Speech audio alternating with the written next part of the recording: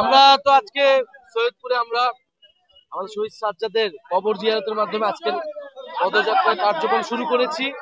তারপর আমরা এই ক্যাম্পে এসেছিলাম।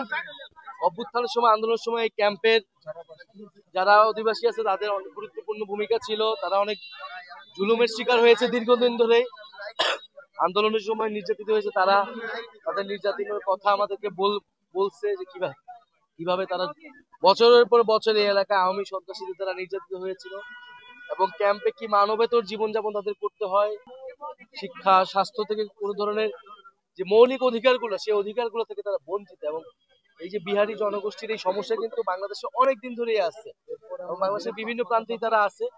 আমরা জাতীয় নাগরিক পার্টির পক্ষ থেকে তাদেরকে এটাই বলেছি যে জাতীয় নাগরিক পার্টি আসলে নাগরিকের মর্যাদা, অধিকার এবং দায়িত্বের জন্য কাজ করে। ফলে ভাষা আমাদের উর্দু হোক, বাংলা হোক, চাকমা হোক, আমাদের সবার পরিচয় আমরা নাগরিক, এবং আমরা বাংলাদেশি, বাংলাদেশের নাগরিক। ফলে বাংলাদেশ রাষ্ট্রের যে সুযোগ সুবিধা, এটা সুষম বন্টন করতে হবে, সমতা লাগবে, এবং এর নামই হচ্ছে বৈষম্য বিরোধী আন্দোলন।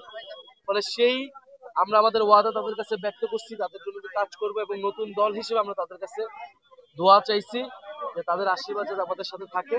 এইভাবে বাংলাদেশের যে প্রান্তিক জনগোষ্ঠী যারা রয়েছে, যারা নির্যাতনের শিকার বা যারা সুযোগ সুবিধা পায় না, কেন্দ্রের যে সুযোগ সুবিধা, আমরা তাদের সাথে থাকতে চাই, তাদের জন্যই রাজনীতি করতে চাই। এই যে বারবার যে হামলাগুলো হচ্ছে, যারা এই এই হামলাগুলো করে আমাদেরকে যেই উত্থান হয়েছে নতুন রাজনৈতিক শক্তি, সেই উত্থানকে ঠেকিয়ে দিতে চাচ্ছে।